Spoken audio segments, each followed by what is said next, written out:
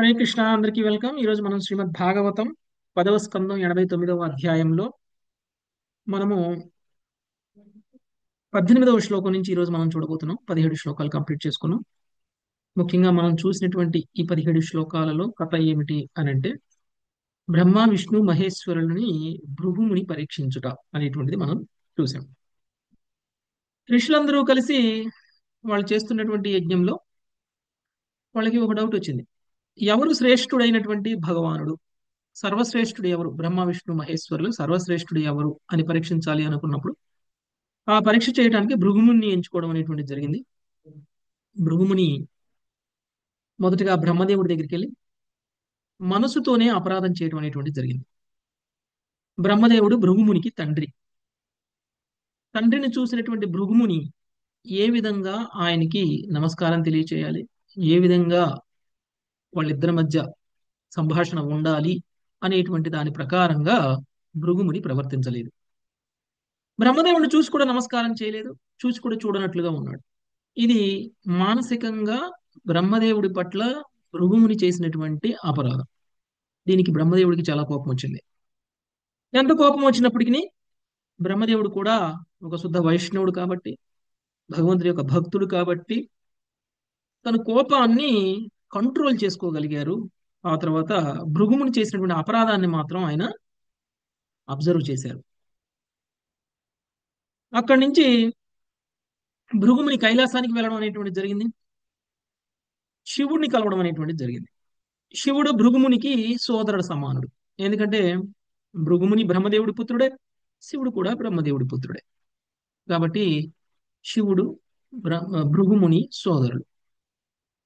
ఒక సోదరులు చాలా కాలం తర్వాత కలుసుకున్నప్పుడు వాళ్ళిద్దరి మధ్య పరస్పరంగా ఎలాంటి సంభాషణ ఉండాలి, ఏ విధంగా అభివాదాలు తెలియచేసుకోవాలి అనేటువంటి సదాచారాన్ని భృగుముని ఇక్కడ కూడా పాటించలేదు. ఎప్పుడైతే శివుడు భృగుముని చూశాడో వెంటనే తన సోదరుడు వచ్చాడు అనేటువంటి ఆనందంతో ఒక సోదరుణ్ణి, ఒక చిన్న సోదరుడు ఓకే వచ్చినప్పుడు జ్యేష్ఠుడైనటువంటి సోదరుడు వెంటనే ఆలింగనం చేసుకుని ఆహ్వానించటం, మంచి మాటలు మాట్లాడడం అనేటువంటిది జరగాలి. అలానే శివుడు తన సోదరుడు వచ్చాడు అనేటువంటి భావనలో భృగుముని దగ్గరికి వచ్చి ఆలింగనం చేసుకోబోయినటువంటి సమయంలో భృగుముని మాటలతో ఆయన్ని అపరాధం చేయడం అనేటువంటిది జరిగింది. నువ్వు చాలా అశుద్ధుడివి, నువ్వు అపవిత్రంగా ఉన్నావు, అలాంటి నీవు నన్ను తాకకూడదు, నన్ను తాకితే నేను కూడా అపవిత్రం అయిపోతాను అనేటువంటి భావన వచ్చే విధంగా భృగుముని శివుడితో మాట్లాడటం అనేటువంటిది జరిగింది. అప్పుడు శివుడికి కూడా చాలా కోపం వచ్చి త్రిశూలం తీసి త్రిశూలంతో భృగుముని చంపేయాలి అని అనుకున్నారు. వెంటనే పార్వతీదేవి శివుణ్ణి నివారించి తన సోదరుడు తనకు వచ్చినటువంటి తమోగుణయుతమైనటువంటి భావనల్ని కంట్రోల్ చేసి తిరిగి శివుణ్ణి సత్వగుణంలోకి తీసుకురావడం అనేటువంటి జరిగింది. ఇంతకు ముందు బ్రహ్మదేవుడికి రజోగుణయుతమైనటువంటి భావన, ఓకే, కోపాన్ని కంట్రోల్ చేసుకుని తిరిగి సత్వగుణంలోకి రావడం అనేటువంటిది జరిగింది బ్రహ్మదేవుడు. ఇక్కడ పార్వతీదేవి సహాయంతో శివుడు తిరిగి సత్వగుణంలోకి రావడం అనేటువంటిది జరిగింది. కానీ వాళ్ళైతే రజోగుణాన్ని తమో గుణాన్ని బ్రహ్మదేవుడు కానీ శివుడు కానీ ప్రదర్శించడం అనేటువంటిది జరిగింది. అక్కడి నుంచి భృగుముని వైకుంఠ లోకానికి వెళ్ళడం అనేటువంటి జరిగింది. శ్వేత ద్వీపంలో ఉన్నటువంటి వైకుంఠ లోకం. అక్కడ నారాయణుడు లక్ష్మీదేవి చూడడం జరిగింది. లక్ష్మీదేవి నారాయణుడికి సేవ చేస్తున్నారు. భృగుముని వచ్చినటువంటి విషయాన్ని నారాయణుడు గమనించలేదు. వెంటనే భృగుముని నారాయణుడి యొక్క వక్షస్థలం మీద తన్నడం అనేటువంటిది జరిగింది. ఎప్పుడైతే ఇది జరిగిందో వెంటనే విష్ణు భగవానుడు ఎలాంటి రియాక్షన్ ఇవ్వలేదు. ఎందుకంటే ఆయన ఆల్రెడీ శుద్ధ సత్వగుణంలో ఉన్నారు కాబట్టి. ఒకవేళ ఆయన కూడా కోపపడ్డారు, ఆయన కూడా ఆవేశపడి భృగుముని చంపబోయారు అంటే ఆయన కూడా రజోగుణ తమోగుణ ప్రభావం ఉన్నట్లు. కానీ నారాయణుడు ఏమాత్రం తన శాంతాన్ని కోల్పోకుండా భృగుముని పరామర్శించి, నువ్వు శుద్ధ బ్రాహ్మణుడివి, నీలాంటి వాళ్ళు ఎక్కడ పాదాన్ని మోపితే అక్కడ పవిత్రమైపోతుంది, నువ్వు పవిత్రమైనటువంటి స్థానంలోనే పాదాన్ని మోపుతావు, ఏ స్థానంలో అయితే నువ్వు నా ఇప్పుడు పాదాన్ని మోపావో ఆ స్థానము లక్ష్మీదేవికి నిలయమైనటువంటి స్థానం, హృదయం. విష్ణు భగవానుడి యొక్క హృదయ స్థానంలో ఆయన పాదాన్ని మోపడం అనేటువంటిది జరిగింది.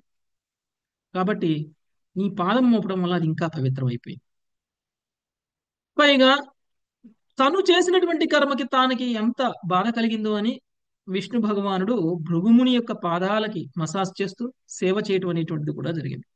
సో దీన్ని బట్టి మనకి అర్థమవుతుంది సర్వశ్రేష్టమైనటువంటి దేవాది దేవుడైనటువంటి భగవానుడు ఎవరు అనేటువంటి విషయం మనకి భృగుముని ద్వారా మనకి తెలియజేయడం అనేటువంటి జరుగుతుంది.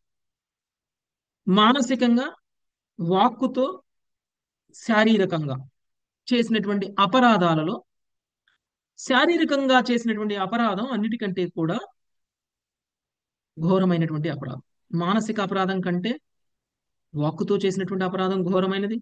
వాక్కుతో చేసినటువంటి అపరాధం కంటే కర్మతో చేసినటువంటి అపరాధం ఇంకా ఘోరమైనది. ఘోరమైనటువంటి అపరాధానికి ఘోరమైనటువంటి రియాక్షన్ ఉండాలి. బ్రహ్మదేవుడి కంటే ఘోరంగా శివుడు రియాక్ట్ అవ్వాలి. శివుడి కంటే ఘోరంగా విష్ణువు రియాక్ట్ అవ్వాలి. కానీ బ్రహ్మదేవుడు శివుడు రియాక్ట్ అయిన విధంగా విష్ణువు రియాక్ట్ అవ్వలేదు. అందుకని సర్వశ్రేష్ఠుడి విష్ణువు అనేటువంటి విషయాన్ని మనందరికీ కూడా ప్రతిష్ఠించడం చేయడం కోసం భృగుముని సహాయం చేయడం అనేటువంటిది జరిగింది. మరి ఎందుకు భృగుముని ఎంచుకున్నారు అని అంటే, భృగుముని కాకుండా వేరే ఎవరైనా సరే విష్ణు భగవానుడి యొక్క హృదయం మీద తన్నడానికి సాహసించరు, ధైర్యం చేయరు. భృగుముని భక్తిలో అప్పటి వరకు కూడా వీళ్ళందరూ కూడా నిరాకారవాదులు, బ్రహ్మవాదులు. వీళ్ళందరూ కూడా బ్రహ్మవాదులు. బ్రహ్మవాదుల మధ్య జరిగినటువంటి చర్చలో ఈ యొక్క సంభాషణ, ఈ యొక్క కంక్లూజన్. కాబట్టి బ్రహ్మవాదులేమి శుద్ధ భక్తులు కాదు. బ్రహ్మవాదుల్లో కూడా వివిధ స్థాయిల్లో ఉన్నటువంటి భక్తులు ఉంటారు. బ్రహ్మవాదుల్లో భృగుముని కొంచెం లోవర్ స్టేజ్ లో ఉన్నారు కాబట్టి భృగుముని సహాయంతో ఈ పరీక్ష చేయడం అనేటువంటిది జరిగింది. అదే వేరే ఏ భక్తులైనా సరే భగవంతుణ్ణి హృదయం మీద తన్నేంత సాహసం చేయకపోవచ్చు. అందుకనే దాన్ని బట్టి మనకి భృగుముని యొక్క భక్తి స్థాయి అనేటువంటిది మనకి అర్థమవుతుంది. అలా అని భృగుముని తక్కువ అంచనా వేయడానికి ఏమీ లేదు. భృగుముని కూడా శుద్ధ బ్రాహ్మణుడు, శుద్ధ వైష్ణవుడు కాకపోవచ్చు, శుద్ధ బ్రాహ్మణుడు. ఆ తరువాత భగవంతుడు సర్వశ్రేష్టత్వాన్ని ఆయన నిరూపించిన తర్వాత ఆ, శుద్ధ భక్తుడు అయ్యేటువంటి అవకాశం ఉంటుంది. ఓకే, సో ఇదంతా కూడా మనము చూసాం. ఇక ఈ అధ్యాయంలో మిగిలిపోయినటువంటి భాగంలో మనం చూడబోయేటువంటిది ఏమిటి అని అంటే, కృష్ణుడు అర్జునుడు ఇద్దరూ కలిసి బ్రాహ్మణుడు చనిపోయినటువంటి పుత్రుణ్ణి తిరిగి తీసుకురావడము అనేటువంటిది ఈ అధ్యాయంలో మనం చూడబోయేటువంటి అంశం. ఎవరు ఆ బ్రాహ్మణుడు? ఆ బ్రాహ్మణుడికి ఏం జరిగింది? ఎందుకు ఆ బ్రాహ్మణుడి పుత్రుడు మరణించాడు? ఆ బ్రాహ్మణుడి పుత్రుడు మరణిస్తే అర్జునుడికి ఏంటి సంబంధం? ఏ విధంగా కృష్ణుడు అర్జునుడు కలిసి బ్రాహ్మణ పుత్రుడిని తిరిగి తీసుకొచ్చి బ్రతికించడం అనేటువంటి జరిగింది అనేటువంటి విషయం మనం ఈరోజు ఆ 18వ శ్లోకం నుంచి డీటెయిల్ గా చూద్దాం. ఇంకొక శ్లోకం ఉంది, 18వ శ్లోకం మనం చదువుకోలేదు, అది కూడా చదువుకొని 19వ శ్లోకం నుంచి యాక్చువల్ గా మళ్ళీ నెక్స్ట్ పార్ట్ కథ అనేటువంటిది స్టార్ట్ అవుతుంది. ఓకే, హరే కృష్ణ ప్రభుజీ. చిన్న డౌట్ ప్రభుజీ. ప్రభుజీ, ఇప్పుడు విష్ణువు ఇక్కడ శుద్ధ సత్వ స్థితిలో ఉన్నట్లు అనుకోవాలా, వాసుదేవ స్థితిలో ఉన్నారు అనుకోవాలా ప్రభు? శుద్ధ సత్వ స్థితి వాసుదేవ స్థితి ఒకటే. అదే అంటే ఆ, కృష్ణుడు ఫుల్ అల్టిమేట్ కదా, విష్ణువు తర్వాత కదా, అలా డౌట్ వచ్చింది ప్రభు. విష్ణువు కృష్ణుడు అందరూ ఒకే స్థితిలో ఉన్నట్లు. ఉమ్. శుద్ధ సత్వ స్థితే విష్ణువు అయినా కానీ కృష్ణుడైనా కానీ. కృష్ణుడికి విష్ణుడికి తేడా ఏముంది? కృష్ణుడి యొక్క కళలు ఎక్స్పాన్షన్ కదా విష్ణువు. కళలు కూడా తక్కువ అంట కదా ప్రభుజీ, 64 కళలు కళలు తక్కువ, కృష్ణుడు. కానీ గుణ ఉమ్. ప్రభావాలు ఏమి వాళ్ళ మీద ఉండవు. ఇద్దరు ఈక్వల్ అయినా ప్రభు అయితే? ఇద్దరు ఈక్వలే గుణ ప్రభావం విషయంలో. విష్ణువు మీద గుణ ప్రభావం ఏమి ఉండదు. సో ఓకే, ఇద్దరు శుద్ధ సత్వ స్థితి. శుద్ధ సత్వ స్థితే 100%. హరి కారణం హరే కృష్ణ. విష్ణువు యొక్క ఏ అవతారమైనా సరే, కృష్ణుడి యొక్క ఏ అంశాంశ అయినా సరే, ఆ, అవతారాలు, ప్రత్యేకించి అవతారాలు. ఓకే, పురుష అవతారాలు, లేకపోతే గుణావతారాలు, లేకపోతే లీలావతారాలు, శక్తి ఆవేశ అవతారాలు, ఎవరిని తీసుకున్నా సరే గుణ ప్రభావం ఉండదు. భగవంతుడి యొక్క అవతారాలకి గుణ ప్రభావం అనేటువంటిది ఉండదు. అందుకనే రాముడైనా, లేకపోతే నరసింహుడైనా, లేకపోతే సారీ పరశురాముడైనా, ఎవరిని తీసుకున్నా సరే వాళ్ళ మీద గుణ ప్రభావం ఉండదు. గుణాతీతులు వాళ్ళంతా. అందుకని వాళ్ళ శరీరం కూడా భౌతికం అని అనుకోకూడదు. వాళ్ళంతా కూడా ఆధ్యాత్మికమే. ఓకే.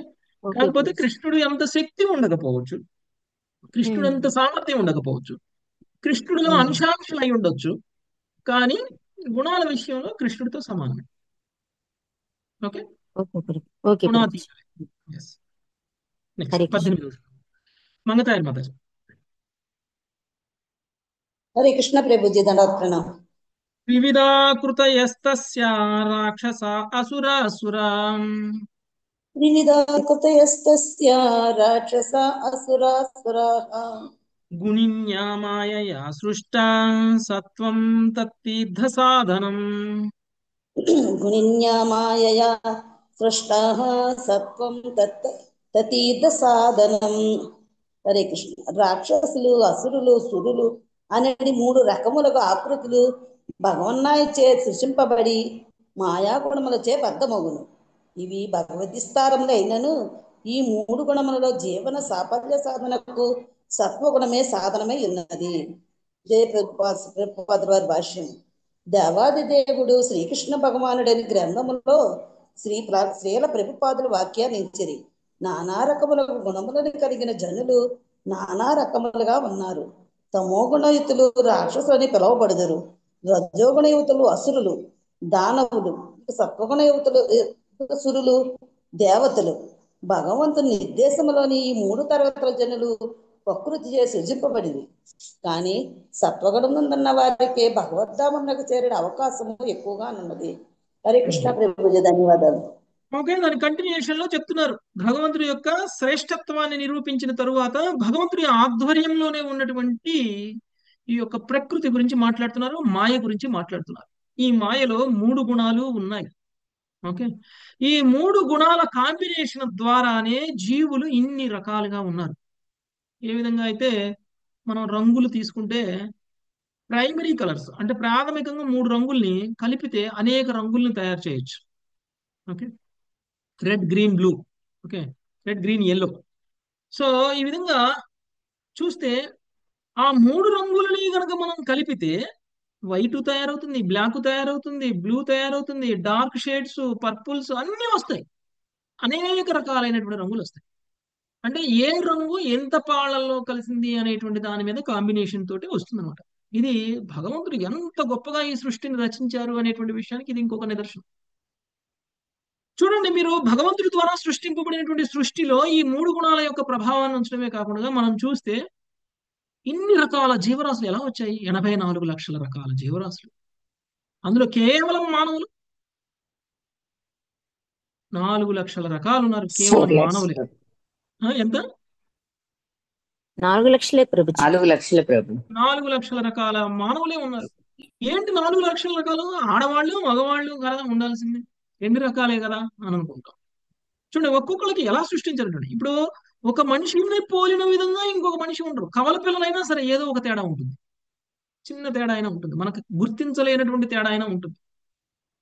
ఒక మనిషి వేలిముద్ర ఇంకొక మనిషి వేలిముద్రతో మ్యాచ్ కాదు. ఎంత ఎంత యునిక్ గా సృష్టించారో చూడండి. ఒక వ్యక్తి శరీరం నుంచి వచ్చేటువంటి వాసన ఇంకొక వ్యక్తి శరీరం నుంచి వచ్చేటువంటి వాసనతో సరిపోయి ఉండదు, వేరువేరుగా ఉంటుంది. అందుకని కుక్కలు చూడండి, వాసన పసిగట్టి ఎవరని చెప్తాయి. ఓకే. అంటే ఏ ఇద్దరు వ్యక్తులను చూసినా కానీ ఆ ఇద్దరు వ్యక్తుల యొక్క వాసన కానీ, ఆ ఇద్దరు వ్యక్తుల యొక్క రూపం కానీ, గుణాలు కానీ, ఆ ఇద్దరు వ్యక్తుల యొక్క కళ్ళు కానీ, ఆ ఇద్దరు వ్యక్తుల యొక్క ఏలు ముద్రలు కానీ ఒకలా ఉండవు. ఓకే. అంత వైవిధ్యంగా భగవంతుడు ఈ సృష్టిని సృష్టించడం అనేటువంటి జరిగింది. అది భగవంతుడి యొక్క గొప్పతనం అంటే. ఓకే. అయితే భగవంతుడు ఏమంటున్నారు ఇక్కడ ఇక్కడ ఏమంటున్నారు ఈ శ్లోకంలో అనంటే, గుణాల ద్వారా నియంత్రింపబడినటువంటి ఈ జీవులు గుణాల నియంత్రణ నుంచి గనక బయటికి వచ్చినట్లయితే అప్పుడు భగవంతుడి యొక్క ధామానికి చేరేటువంటి అవకాశం ఉంది అని చెప్తున్నారు. సత్వగుణము భగవంతుడి యొక్క ధామానికి చేరడానికి ప్లాట్ఫామ్ లాంటిది. ఏ విధంగా అయితే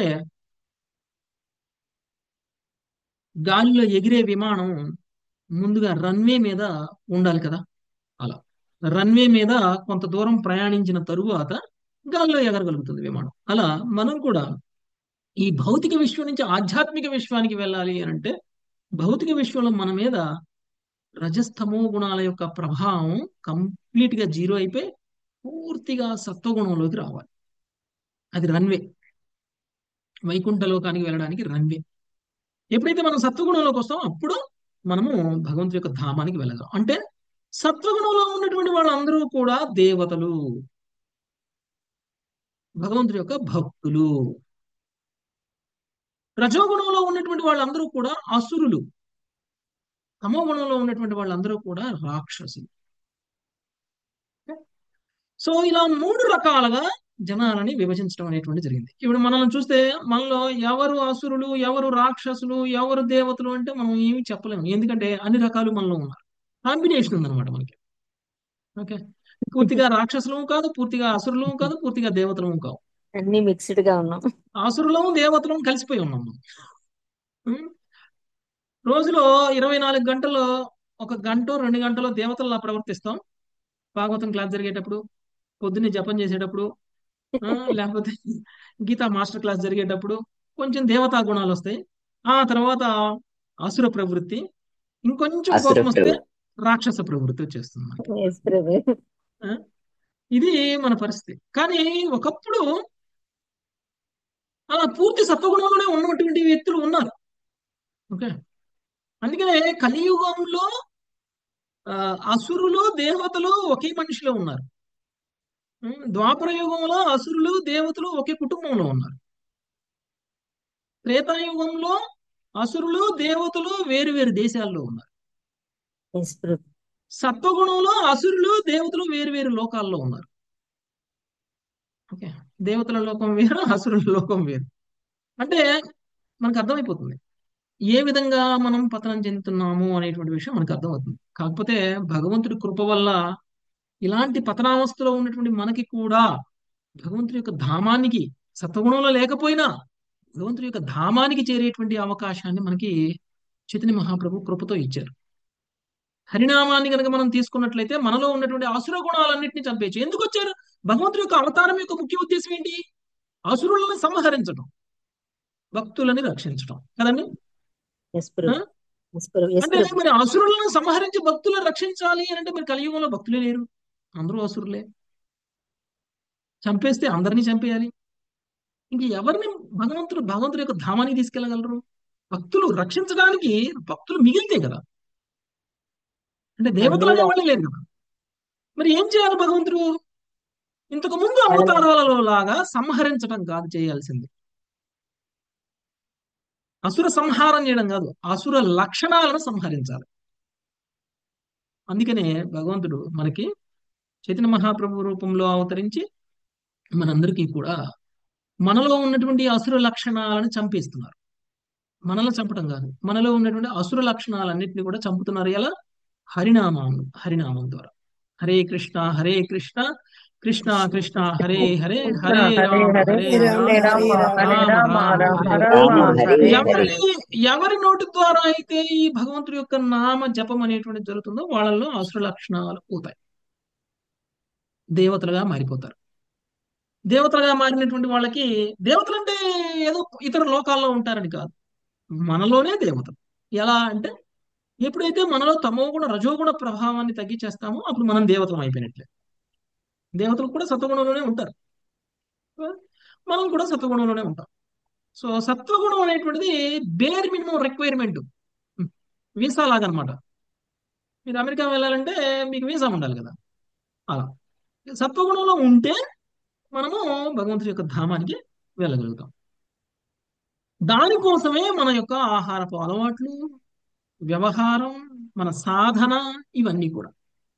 ఎందుకు మనం ఇదంతా చేస్తున్నాము అంటే మన స్వభావం మారాలి, మన మాట తీరు మారాలి, మన ప్రవర్తన మారాలి, మన ఆలోచన విధానం మారాలి, ఇతర వ్యక్తులని మనం గౌరవించేటువంటి విధానం మారాలి, మనలో ఉన్నటువంటి ఈర్ష్య ద్వేషాలు పోవాలి. ఇందుకోసం మన సాధన.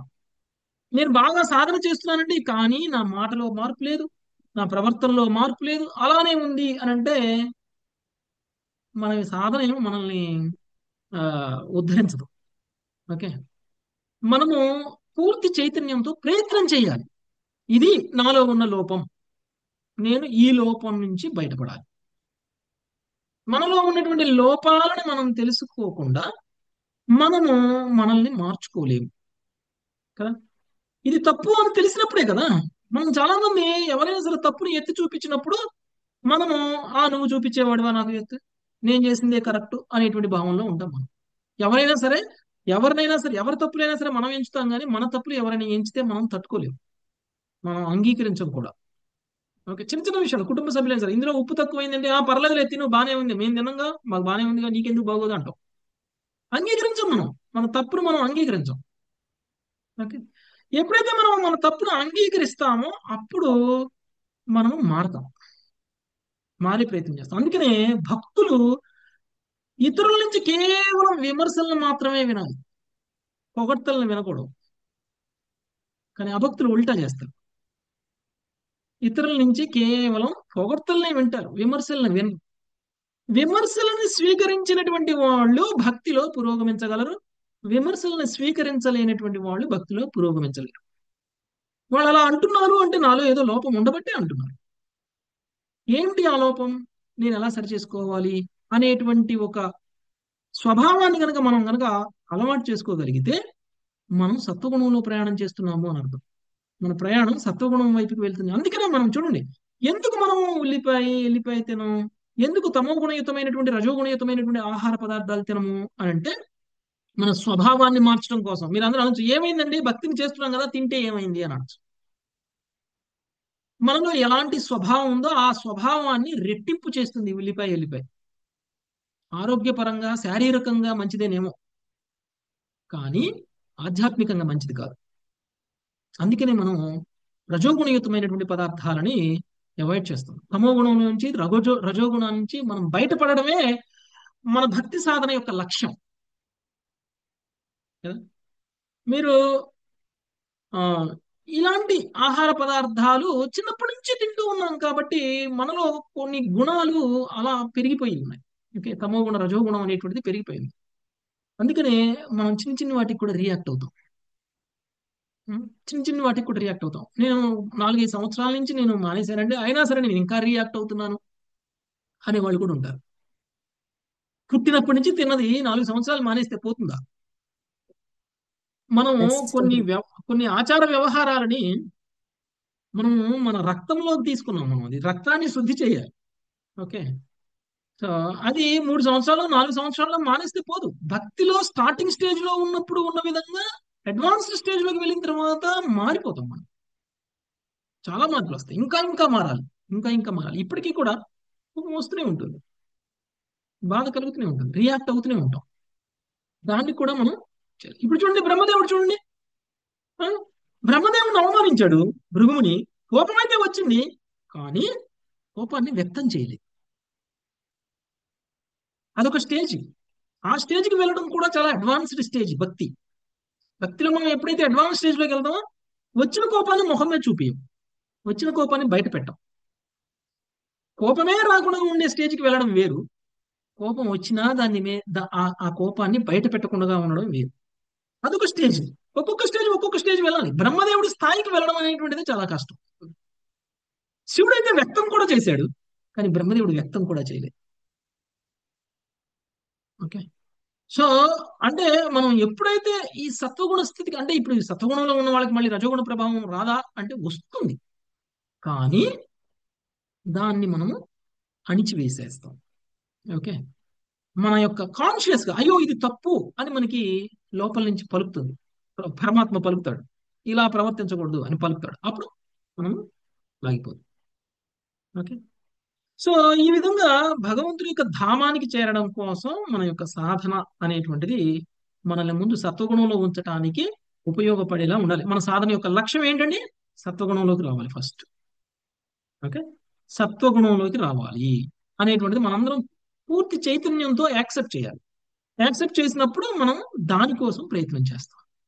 ఓకే, నెక్స్ట్ 19వ శ్లోకం, లక్ష్మీ ఆత్మకూరు శ్రీ హరే శుక ఉవాచ శ్రీశుక ఉవాచ ఇత్తం సారస్వతా విప్రాన్ నృణాం సంశయనుత్తమే. తం సారస్వతా విప్రా రుడాం సంశయనుత్తమే నుత్తయే. పురుషస్య పరాంభోజస్యేవ యా తద్గతిం గతాం. పురుషస్య పరాంభోజ సేవయా తద్గతిం గతాః. సుఖదేవ గోస్వామి పలికను, సకల జనుల సంశయ నివృత్తికై సరస్వతీ నది తీరవాసులకు బ్రాహ్మణులు ఈ నిర్ణయమునకు వచ్చిరి. తదనంతరము వారు పరమ పురుషుని పాదాంబుజములకు భక్తియుత సేవనొనర్చి అతని ధామమును చేరిరి. హరే కృష్ణ ప్రభు. ధన్యవాదాలు. ఓకే.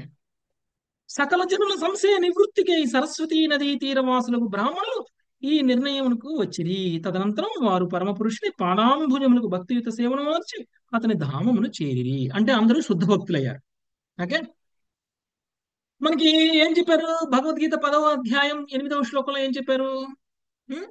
అహం సర్వస్య ప్రభో మత్త సర్వం ప్రవర్తతే ఇది మత్వా భుజంతేమ వదంతేమాం బుధాభావ సమన్విత. సమన్విత. సో ఎప్పుడైతే మనము భగవంతుడి యొక్క గొప్పతనాన్ని తెలుసుకుంటామో అప్పుడు మనం ఏం చేస్తాం?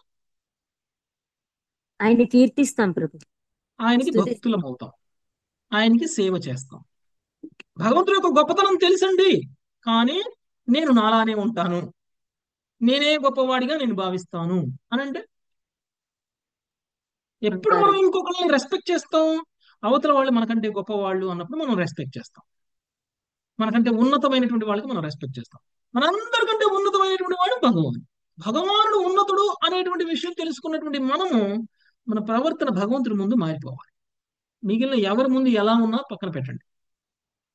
భగవంతుడి ముందు మనం సేవకులులా భావించాలి. ఎప్పుడైతే ఇది తెలుసుకున్నారో, భగవంతుడి యొక్క శ్రేష్టత్వాన్ని తెలుసుకున్నారో, ఈ యొక్క ఋషిగణం మొత్తం కూడా సరస్వతీ నదీ తీరానికి మాత్రమే పరిమితమై ఉన్నటువంటి ఈ ఋషిగణం ఇప్పుడు భగవంతుడి యొక్క ధామానికి చేరుకున్నారు. ఒకవేళ వీళ్ళు భగవంతుడికి భక్తులు అవ్వలేదనుకోండి, భగవంతుడికి సేవ చేయలేదనుకోండి, వీళ్ళకి ఎప్పటికీ కూడా సరస్వతీ నదీ తీరంలోనే ఒక ఋషుల్లా సాధువుల్లా ఉండిపోవాలి. ఎన్నేళ్ళైనా, ఎన్ని సంవత్సరాలైనా, ఎన్ని జన్మలైనా. ఓకే. కాబట్టి ఇక్కడ ముఖ్యంగా మనం గమనించాల్సింది ఏమిటంటే, ఈ ఋషులు భగవంతుడి యొక్క సర్వశ్రేష్ఠత్వాన్ని తెలుసుకున్న తర్వాత ఏం చేశారు? ఏం చేశారని చెప్పారు ఇక్కడ? భక్తియుత సేవ చేసి భక్తియుత సేవ చేశారు. ఇది ఇది ఓకే. 10.8లో చెప్పింది కూడా అదే. ఎవరైతే నా గొప్పతనాన్ని, సర్వ ఆధ్యాత్మిక భౌతిక విశ్వాలకి మూలం నేనే అనేటువంటి విషయాన్ని ఎవరైతే తెలుసుకుంటారో వాళ్ళు నాకు భక్తియుత సేవ చేస్తారు అని కృష్ణుడు భగవద్గీతలో చెప్పారు. అదే విధంగా ఈ ఋషులు కూడా చేశారు. అలా చేయడం వల్ల ఏం జరిగింది? సర్వశ్రేష్టమైనటువంటి భక్తులుగా మారారు. సర్వశ్రేష్ఠ భక్తులు ఎక్కడికి వెళ్తారు?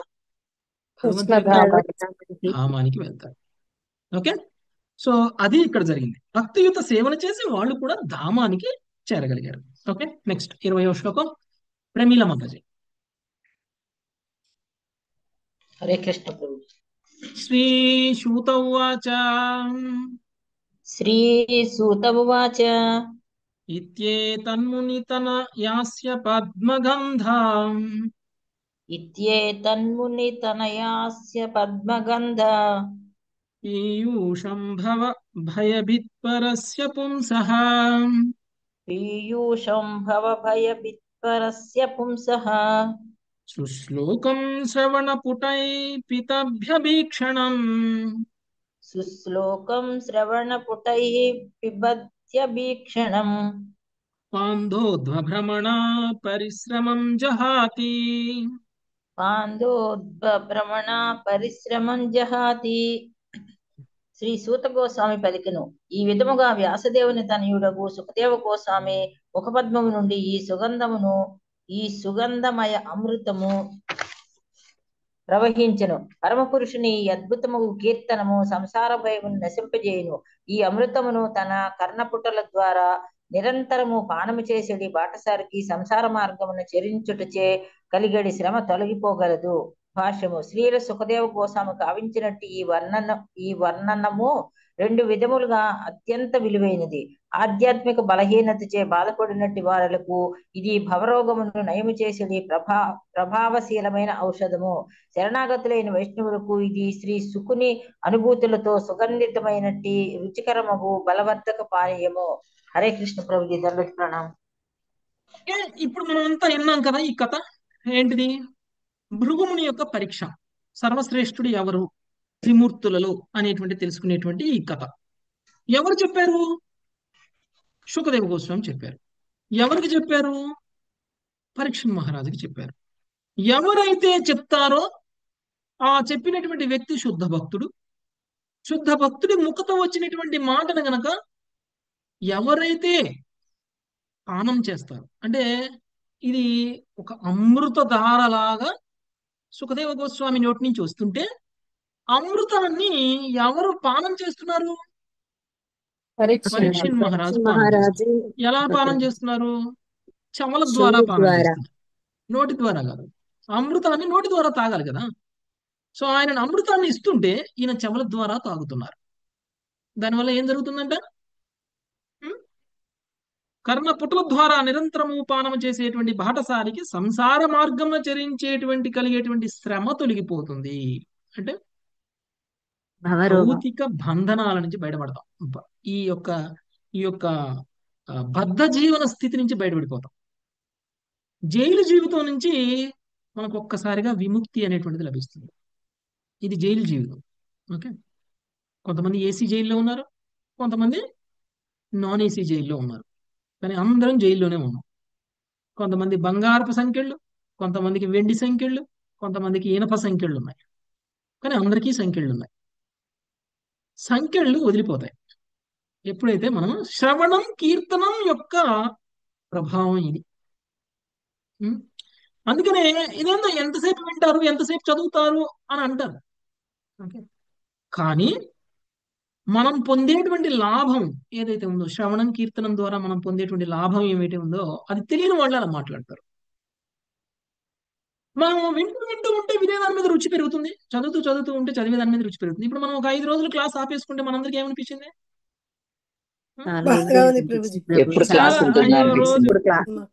నాకు కూడా మీరంటే ఏదో ఒక క్లాస్ వింటున్నారు, నేను కూడా నాకైతే ఇంకా ఘోరంగా ఉంది. ఓకే, అంటే ఈ రోజు చాలా మంది అడిగారు క్లాస్ ఉందా అని. అవకాశం ఉంటే క్లాస్ మానేద్దాంలే అనేటువంటి ఆలోచన కూడా లేదు. ఓకే, ఎట్టి పరిస్థితుల్లో 5 రోజులైంది క్లాస్ చెప్పుకోక ఈ రోజు కంపల్సరీ క్లాస్ జరగాల్సిందే అని అనుకున్నాను. అంటే అందులో ఉన్న టేస్ట్, ఆ రుచి అనేటువంటిది అది రోజు వినే వాళ్ళకి, రోజు చెప్పే వాళ్ళకి అర్థమవుతుంది. ఓకే, అది లేకపోతే మనకి ఏదో కోల్పోయినటువంటి ఫీలింగ్ వస్తుంది.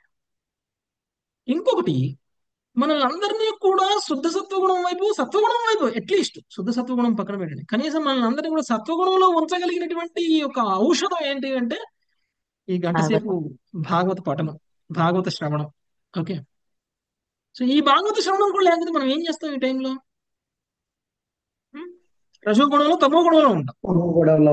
తమోగుణమే ప్రభుజీ, రజోగుణం. కొంతమంది పడుకొని నిద్రపోతారు, కొంతమంది సినిమాలకి సీరియల్స్ చూద్దాము, సినిమాలు చూద్దాము, సీరియల్స్ చూస్తారు. ఇంట్లో వాళ్ళని విసిగిస్తాం, ఇంట్లో వాళ్ళని విసిగిస్తారట మాతాజీ. లేనిపోని ఆర్గ్యుమెంట్స్ ప్రభుజీ, వాదనలు, లేనిపోని కబుర్లు. అవును ప్రభుజీ. మనము ఏ పరిస్థితులైతే మనల్ని తమో గుణంలో రజోగుణంలో ఉంచుతాయో అలాంటి పరిస్థితులలోకి మనం వెళ్లకుండా చూసుకోవాలి, అలాంటి పరిస్థితులు రాకుండా చూసుకోవాలి. ఎలాంటి పరిస్థితులు అయితే మనల్ని సత్వగుణంలో ఉంచుతాయో ఆ పరిస్థితుల్లోనే మనం ఉండడానికి ప్రయత్నం చేయాలి. ఓకే, నా ఆలోచన ఇటుపోతుంది అటుపోతుంది అంటే వెంటనే భాగవతం పుస్తకం ఓపెన్ చేయాలా, ఒక శ్లోకం 2 శ్లోకాలు చదువుకోవాలి. అప్పుడు ఏమవుతుంది? మన ఆలోచన అటు ఇటు పోతుంది. వెంటనే రజోగుణ తమోగుణ ప్రభావం మన మీద నుంచి పోతుంది.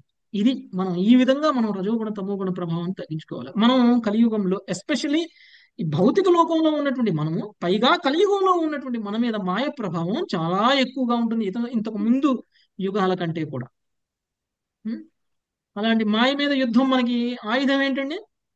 హరే కృష్ణ హరే కృష్ణ మహామంత్రం, భాగవత సేవ, భాగవత సేవయ. ఓకే, సో ఇదే మనకి ఆయుధం. ఈ ఆయుధాన్ని కనుక మనం ఉపయోగించాము అంటే మనం రజోగుణ తమోగుణ ప్రభావం నుంచి చాలా తొందరగా బయటికి రాగలుగుతాం. లేదంటే కనుక అందులోనే ఉండిపోతాం. అందులోనే ఉంటే ఏమవుతుందండి? సంసార బంధాల్లో పడిపోతాం. సంసార అవరోధం. కష్టాలు అనేటువంటివి, శ్రమలు అనేటువంటివి ఎప్పటికీ తొలగవు. ఓకే, సంసార కష్టాలు ఇలానే వెళ్ళిపోతాయి. నెక్స్ట్ 21వ శ్లోకం. సునీత మాతాజీ, సునీత కంఠమని. శ్రీ శుక ఉవాచ శ్రీ శుక ఉవాచ ఏకదా ధారవత్యాం తు విప్రపత్న్యా కుమారకః ఏకదస్వరవత్యంతో విప్రపత్న్యః కుమారకః జాతమాత్రో భువం స్పృష్ట్వా మమారా కిల భారత. జాతమాత్రో భువం స్పృష్ట్వా మమారాకిల భారత. భావము.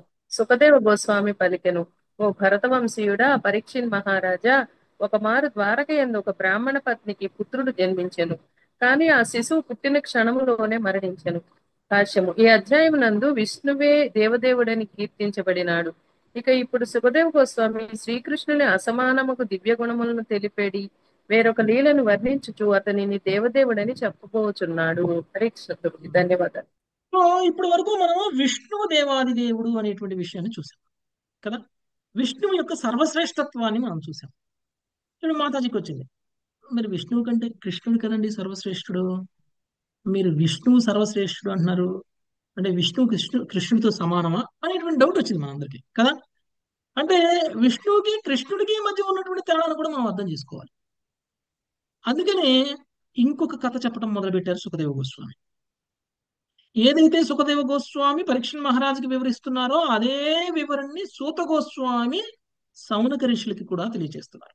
అందుకని ఇంతకు ముందు శ్లోకంలో సూత గోస్వామి మాట్లాడారు. ఈ విధంగా సుఖదేవ గోస్వామి అమృతాన్ని ఇస్తే పరీక్షణ్ మహారాజు అమృతాన్ని కర్ణాల ద్వారా పానం చేస్తున్నారు అనేటువంటి విషయాన్ని చెప్పారు.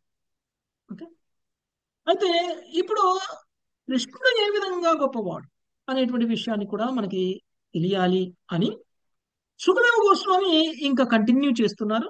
దానిలో భాగంగా ఒక కథ చెప్తున్నారు. ఆ కథలో ఏంటి, ద్వారకా నగరంలో ఉన్నటువంటి ఒక బ్రాహ్మణుడి యొక్క పత్నికి పుత్రుడు జన్మించగానే మరణించేశారు. పుట్టిన కొన్ని క్షణాల్లోనే మరణించడం అనేటువంటి జరిగింది. ఈ కథ మనం ఇంతకు ముందు భగవద్గీత చెప్పుకున్నాం కదా. భగవద్గీత శ్లోకంలో మనం చెప్పుకున్నాం. దాన్ని మనం డీటెయిల్ గా ఇప్పుడు చూద్దాం. అప్పుడు మనం జస్ట్ సమ్మరీ చెప్పుకుని ఉంటాం కృష్ణుడి యొక్క గొప్పతనాన్ని చెప్పుకోవడం కోసం. అది కృష్ణుడు ఏ విధంగా, ఏ జీవుడు కూడా వైకుంఠానికి వెళ్ళలేడు కానీ కృష్ణుడు వైకుంఠానికి వెళ్ళగలిగారు. అంతేకాదు కృష్ణుడు అర్జునుడు కూడా వైకుంఠానికి తీసుకెళ్ళగలిగారు. ఓకే, అది కృష్ణుడి యొక్క గొప్పతనం. ఓకే, సో అంటే వైకుంఠానికి వెళ్ళడం రావడం అనేటువంటి కృష్ణుడికి కష్టమైనటువంటి విషయం కాదు అనేటువంటి విషయం మనకు తెలుస్తుంది. ఓకే, సో ఇప్పుడు ఏం జరిగింది, ఒకవేళ ఆ పుత్రుడు మరణిస్తే, ఆ బ్రాహ్మణుడి పుత్రుడు పుట్టిన కొన్ని క్షణాల్లోనే మరణిస్తే మరి అప్పుడు ఆ బ్రాహ్మణుడు ఏం చేశాడు అనేటువంటిది మనం చూద్దాం. నెక్స్ట్ 22వ శ్లోకం. సర్వరాజ్య మాతాజీ. విప్రో గృహీత్వా మృతకం రాజద్వార్యుపధాయ సహా. విప్రో గృహీత్వ మృతకం రాజద్వార్యాపదాయ సహా. ఇదం ప్రోవాచ విపలాన్ నాతురో దీనమానసః. ఇదం ప్రోవాచ విలాపం నాతురో దీనమానసః. బ్రాహ్మణుడు శిశు కళేబరమును తీసుకుని దానిని ఉగ్రసేనుని సభాద్వారం చెంతకుంచి అతుల చిత్తుడై దీనముగా విలపించుచు ఇట్లు పలికెను. సో రాజ్యంలో ఉన్నటువంటి ప్రజలకి దిక్కు ఎవరండి?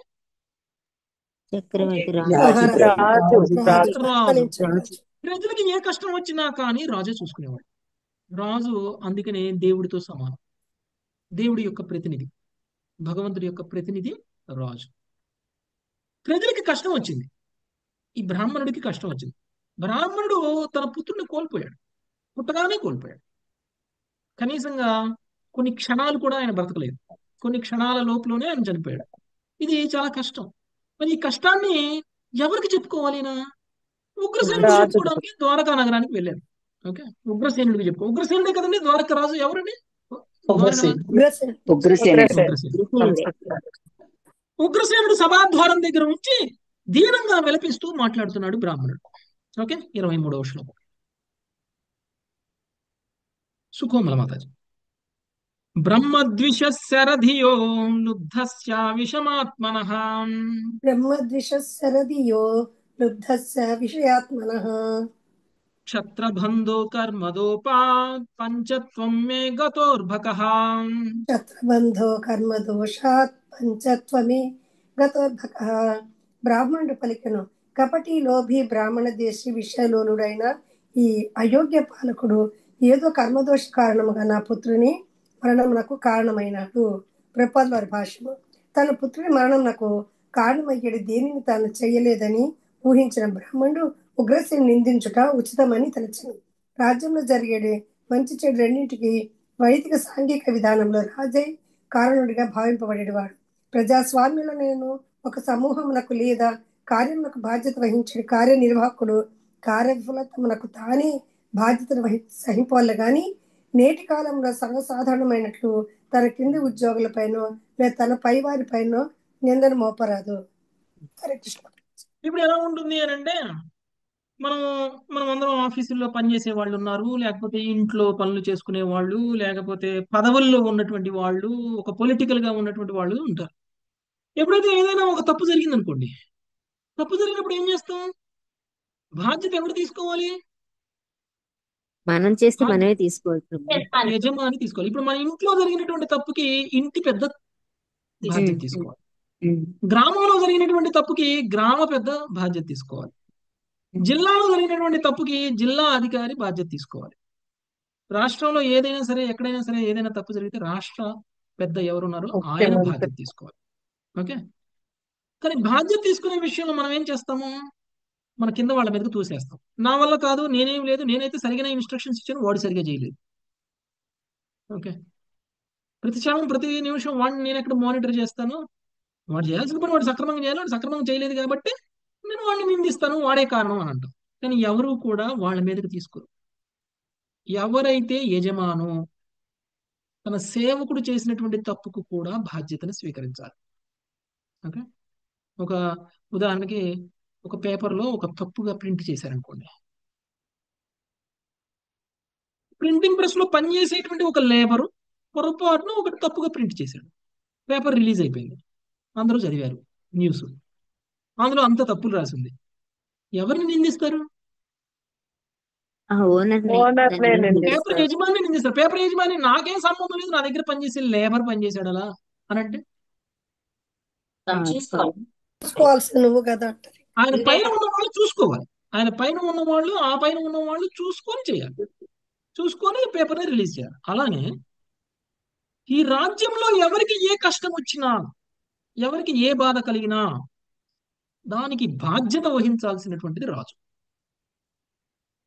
ఈ బ్రాహ్మణుడు తనకు పుట్టినటువంటి పుత్రుడు కొన్ని క్షణాలలోనే మరణించడానికి తాను చేసిన తప్పు ఏమిటి అనేటువంటి విషయాన్ని కనుక చూసినట్లయితే తను ఏమీ తప్పు చేయలేదు.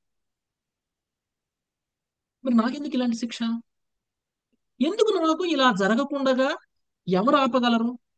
ఒకవేళ ఆపగలిగినటువంటి శక్తి సామర్థ్యాలు ఉన్నటువంటి వాళ్ళు ఆపలేకపోతే వాళ్ళు అయోగ్యులు.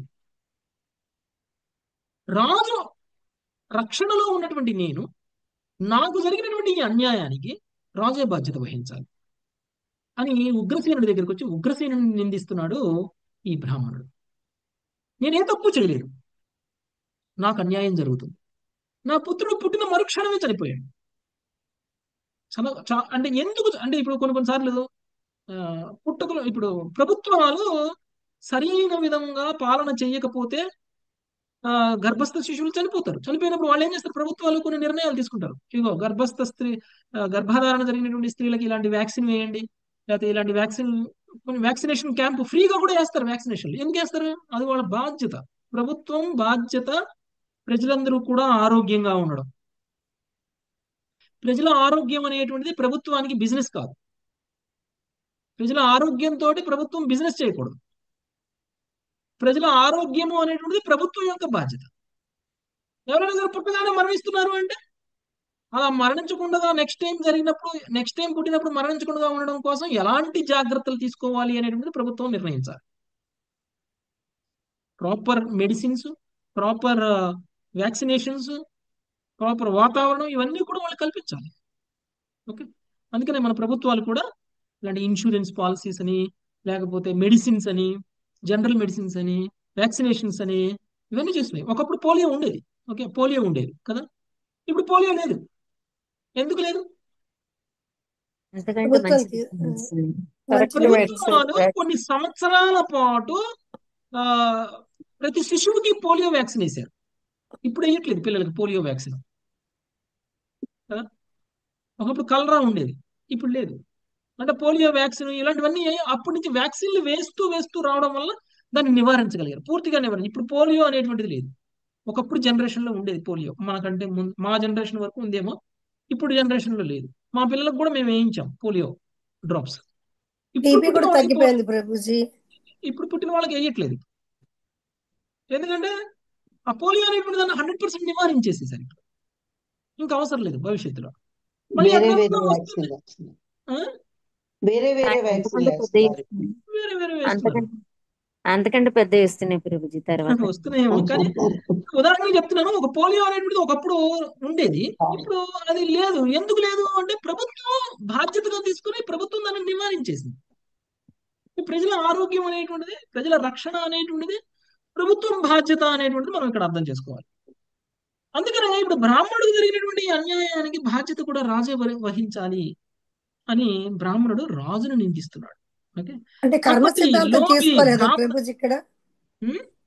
ఇక్కడ కర్మ సిద్ధాంతం తీసుకోలే బ్రాహ్మణుడు అంటే కర్మల ప్రకారంగా ఆ బ్రాహ్మణుడికి ఎలాంటి కర్మ లేదు అనేది ఆయన ఉద్దేశం.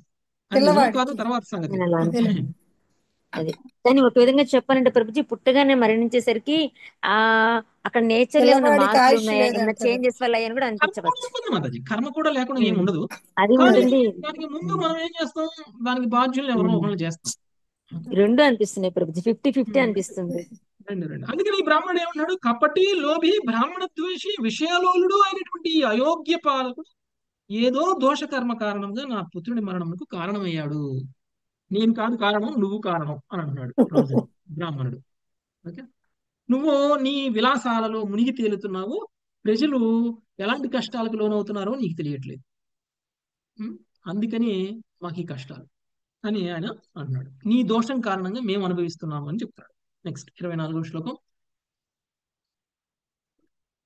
మల్లేశ్వరి మగాడు. హరే కృష్ణ ప్రభుజీ.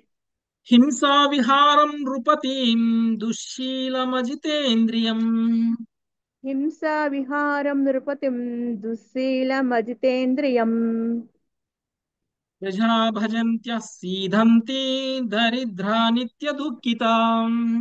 ప్రజా భజంత్య సీదంతి దరిద్ర నిత్య దుఃఖితః.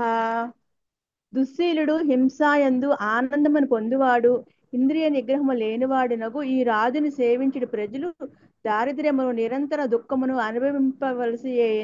అనుభవించవలసియే ఉండును.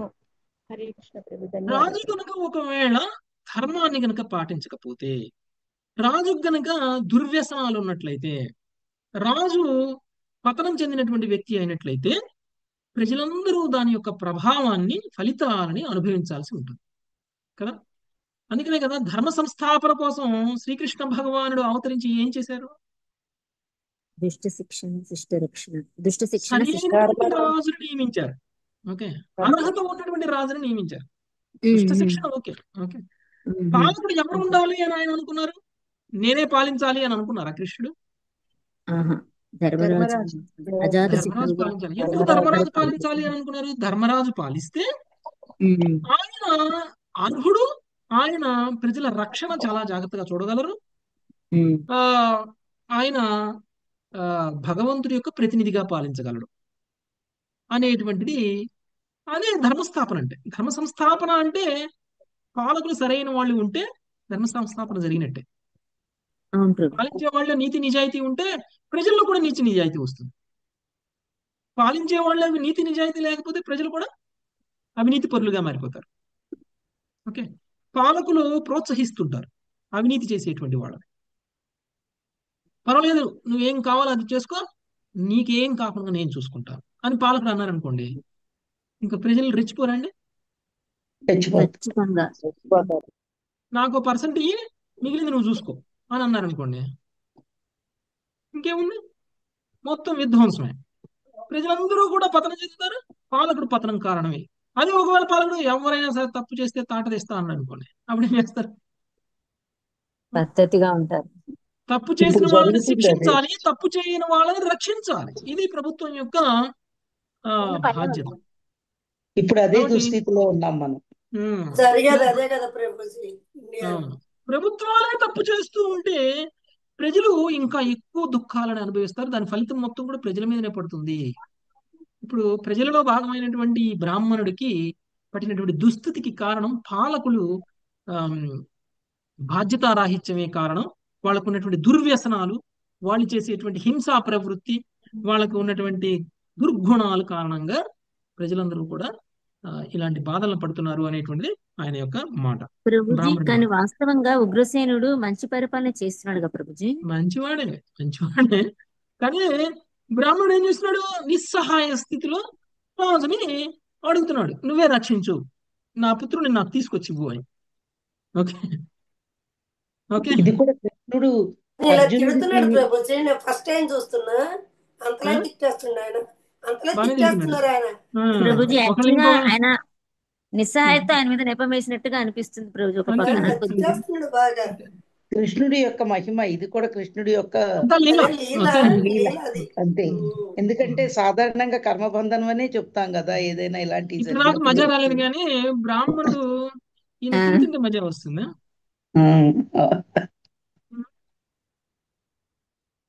ఎవరు ఉగ్రసేనుని తిడుతుంటే మజా వస్తుంది.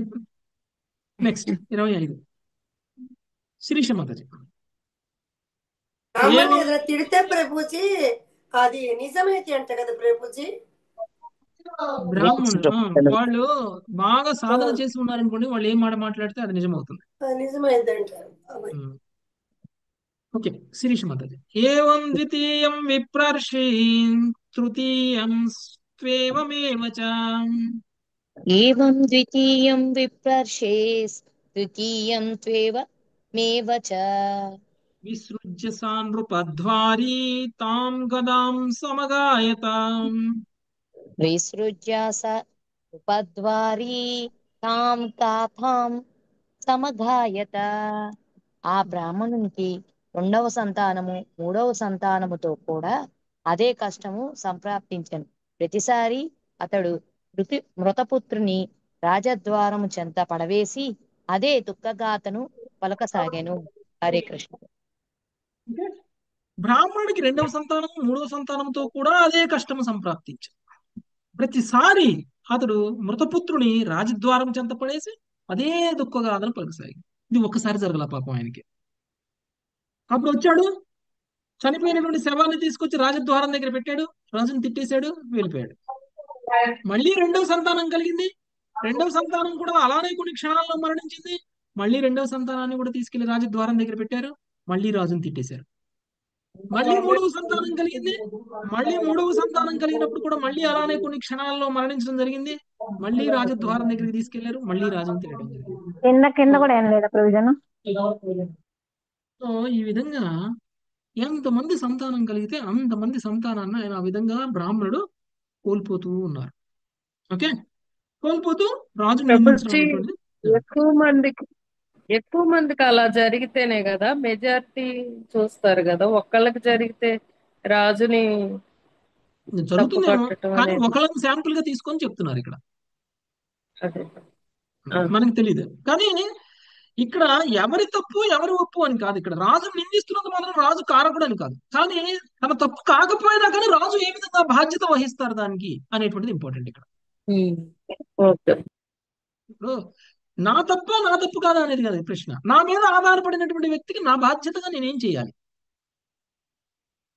ఓకే, సో ప్రజలకి ఇలాంటి నష్టం కలుగుతుంది. అంటే ఒక బ్రాహ్మణుడికి సంతానం పుట్టినట్టు చనిపోతూ ఉంది, రాజుగా తన బాధ్యతను ఏం చేయాలి, తన బాధ్యతను ఎలా నిర్వర్తించాలి, ఇంకొకసారి పుట్టేవాడు చనిపోకుండా ఉండాలి. ఓకే, ఇప్పుడు ఏం చేయాలి?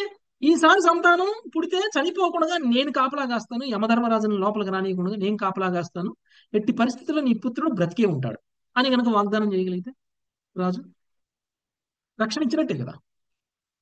ఓకే, చూద్దాం ఇప్పుడు ఉగ్రసేనుడు ఏమంటాడో చూద్దాం. ఓకే, ఆ చదవండి మాతాజీ, సునీత కంఠం నేను మాతాజీ. తామర్జున ఉపసృత్య కర్హి చిత్కేశవాంతికే తామర్జునోపసృత్య కర్హి చిత్కేశవాంతికే పరతే నవమే భాలే బ్రాహ్మణం సమభాషత. హరేతే నవమే బాలే బ్రాహ్మణం సమభాషత. కిం స్విద్బ్రహ్మం స్త్వన్నివాసే ఇహ నాస్తి ధనుర్ధరః. కిం స్విద్బ్రహ్మం స్త్వన్నివాసే ఇహ నాస్తి ధనుర్ధరః. రాజన్యబంధురేతే వై బ్రాహ్మణ సత్రమాసతే. రాజన్యబంధురేతే వై బ్రాహ్మణ సత్రమాసతే. భావము: 9వ సంతానం మరణించినప్పుడు ఆ బ్రాహ్మణుని విలాపమును కేశవుని చెంతనే ఉన్నట్టే అర్జునుడు వినుట సంభవించెను. అంతటా అర్జునుడు బ్రాహ్మణుడితో, ఓ బ్రాహ్మణుడా, విషయమేమిటి? ధనుస్సును చేపట్టి నీ ఇంటి ముందు నిలుచుటకు క్షత్రియాధముడైనను లేడా? ఈ క్షత్రియులందరూ వ్యర్థముగా యజ్ఞమున నెలకొనినట్టి బ్రాహ్మణుల వలె వర్తించుచున్నారు అని పలుకసాగెను. హరికృష్ణ ప్రభుజీ. ఈసారి 9వసారి తన పుత్రుని కోల్పోయినప్పుడు బ్రాహ్మణుడు తిరిగి అలానే చేశాడు. రాజద్వారం దగ్గరికి ఆ శిశువు యొక్క శరీరాన్ని తీసుకుని వచ్చారు, అక్కడ పడేసి ఆయన మళ్ళీ అలానే నిందిస్తూ ఉన్నటువంటి సమయంలో ఈసారి అర్జునుడు అక్కడ ఉన్నారు. అర్జునుడు క్షత్రియుడు కదండి. ఈ క్షత్రియులందరూ కూడా యజ్ఞాలు చేస్తూ బ్రాహ్మణులా మారిపోయినట్లున్నారు, కానీ క్షత్రియుడిగా క్షత్రియ ధర్మాన్ని నిర్వర్తించడానికి నేను సిద్ధంగా ఉన్నాను, అసలు నీ ప్రాబ్లం ఏంటో చెప్పు అని అర్జునుడు అన్నారు. ఓకే, అర్జునుడు, నేను నీ ఇంటి ముందు కాపలా కాస్తాను, యమధర్మరాజుని లోపలికి రాకుండా నేను చూసుకుంటాను, నీ పుత్రుడు మరణించకుండా చూసుకునేటువంటి బాధ్యత నాది అని అర్జునుడు ఇప్పుడు వాగ్దానం చేయబోతున్నారు. ఓకే, ఇక మిగిలింది మనం రేపు చదువుకుందాం మాతాజీ. 27 శ్లోకాలు కంప్లీట్ చేసుకున్నాం. అర్జునుడు ఇంకొక 2 శ్లోకాలు మాట్లాడతారు, తర్వాత బ్రాహ్మణుడు మాట్లాడతారు. ఓకే, సో రేపు కంటిన్యూ చేద్దాం మాతాజీ. Thank you very much. వాంఛా కల్పతరుభ్యశ్చ కృపా సింధుభ్యైవ చ పతితానాం పావనేభ్యో వైష్ణవేభ్యో Hare Krishna Hare Krishna Krishna Krishna Hare Hare Hare Rama thank you very much.